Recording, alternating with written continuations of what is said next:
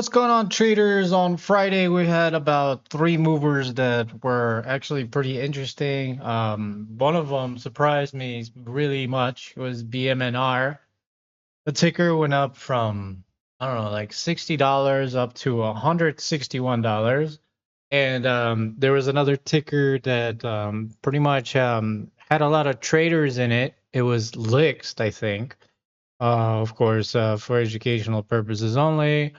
Um, and so on Friday we had about three movers.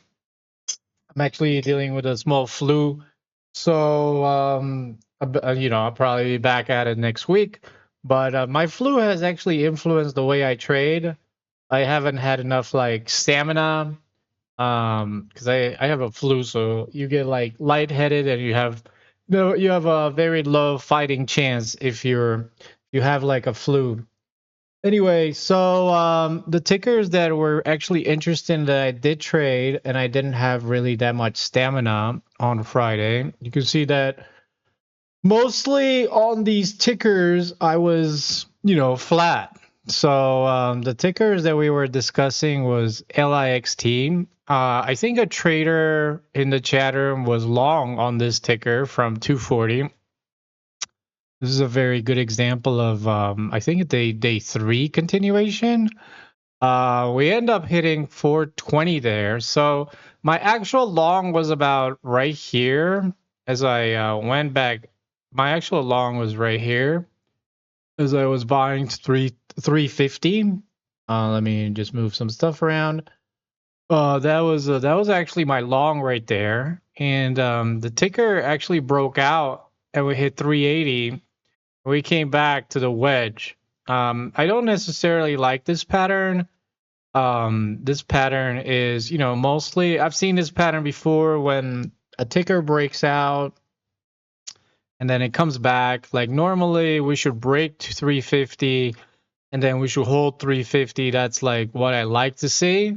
But in this situation, we came back to 330 and I actually immediately sold it for flat. And soon enough, actually, this is where, we had our 420 print because the ticker was having trouble with 440 over here. So it ended up selling off. Another ticker that was actually pretty interesting on Friday, I think it was LRHC. LRHC came into my radar. I sat down at my office around 8 and I saw it pop up. We had some traders come in at 15 or something, and the ticker pretty much broke out of 17, 20. We hit a high of 26. That's actually pretty impressive. The only actual other trade I took is when I saw it made a higher high right here at 22 and I sold it at 23, and then it pretty much went into sell off. I actually expected a little bit more out of this, but considering the fact that it was up like 300% or something like that, it ended up just selling off because I think LRHC, if you don't mind me looking at it, at the market open on Friday at 9:30 a.m. Where is it? Time frame 9:30. Let me put it. That's 4th of July. Sorry, so let's put it right there. As you can see, LRHC, we were up on the flow was at 33 million, so that's on the high side. And insiders are 36%. So when I looked at it, I was like 36 million. We hit a top. I was not expecting it to go higher, but I was expecting it to hit at least 25. But we just pushed and we sold off on whatever I think it's halted. Is it? I think it got halted over here because it pretty much they released news that we had really good earnings right here. I mean, the news was preliminary unaudited revenue of 38 million. So whenever you have unaudited revenue, I guess we sell off, but we definitely did have some volatility in the morning from 12 to 26. Another ticker worth mentioning was BMNR. I was trying to go long BMNR as we were in my private chat room. I actually went long in BMNR. If you don't mind me asking, if I were gonna look at my chat log, right about here. That's not it. So BMNR, if it breaks 64, that's like it breaks yesterday's high. So you can see we were right about here. Let's see if we can. So I was like, if it breaks 64 right here, it breaks yesterday's high. Soon enough, we can break all-time high.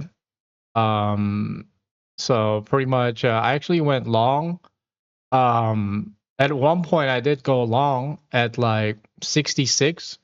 So as it was breaking 64, it was kind of hovering around here, and I went long at like 66, and I was risking off 64, but due to the fact that I saw this dip right here, it kind of scared me because we were supposed to hold 64, but we kind of dipped back down.